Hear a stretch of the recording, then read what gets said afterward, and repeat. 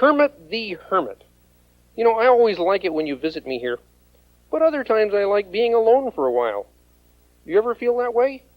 Well, Kermit the Hermit is all about those kinds of feelings. It was written by Barry Keating, and the pictures were drawn by Tom Cook.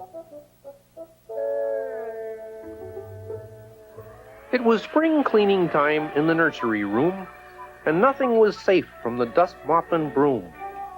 Nanny had hired a house cleaning crew to make the whole nursery shiny and new. They shampooed the furniture, dusted the toys, and filled the whole room with confusion and noise. Kermit had nowhere to read or to play. He wished that the strangers would just go away. Too many people, thought poor little Kermit. Life would be better if I were a hermit.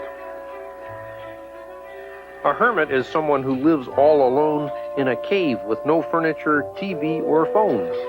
There's nobody there, so it's peaceful and quiet. That's just what I want, figured Kermit. I'll try it. So he scrunched up his eyes and he let his thoughts wander to an empty old cave in the hills way up yonder, an echoing cavern with no one in sight. Now I'll be a hermit, he said with delight. He got a big stick and he grew a long beard, for hermits, thought Kermit, should look a bit weird. He crawled through the cave, every crook, nook, and cranny. There was nobody there. No house cleaners, no nanny.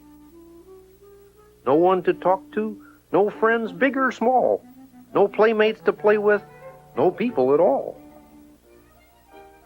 It was too calm and quiet. There was nothing to do. He needed excitement, a stranger or two. Scrunch came a sound which startled poor Kermit, and up through the floor popped a worm named McDermott. I bring you good news, said the worm. Pay attention. Your cave is the site of a hermit convention, and you shall be chairman of all the great hermits and give out the prizes and hermiting permits. I'll do it, said Kermit, politely but proudly. Just then someone knocked on the door rather loudly. Is this Kermit's cave?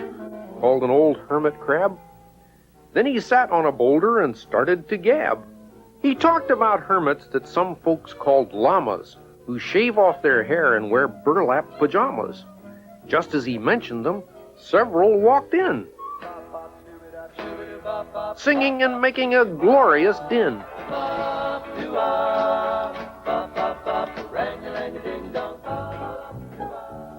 The crab then told Kermit of hermits called monks, who sleep on the mountain in creaky old bunks and live on a diet of sausage and ham and paste little labels on bottles of jam. Just as old Krabby had mentioned their name, into that cavern the merry monks came, carrying poles, for they do love to shinny 'em, converting the cave to a monk condominium. New hermits walked in. They were young ones called rookies, munching and lunching on fresh hermit cookies. Beachcombing hermits brought barrels of sand. Hermits with horns formed an all-hermit band. Hermits kept coming, more hermits, then more. They could hardly all fit through that little cave door. Hermits with pets and hermits in pairs, small hermit turtles and big hermit bears. Hermits with feathers and hermits who sneezed. Hairy old hermits who did as they pleased. Fat ones and skinny ones, all shapes and sizes, danced up to Kermit for permits and prizes. The cave was so full, Kermit had to cry, "Stop!"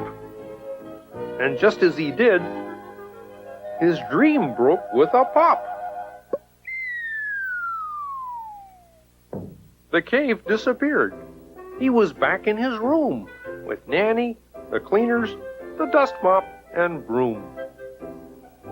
But now that his hermit adventure was done, he knew that a big noisy crowd could be fun. So he grabbed up a broom and helped out like a friend.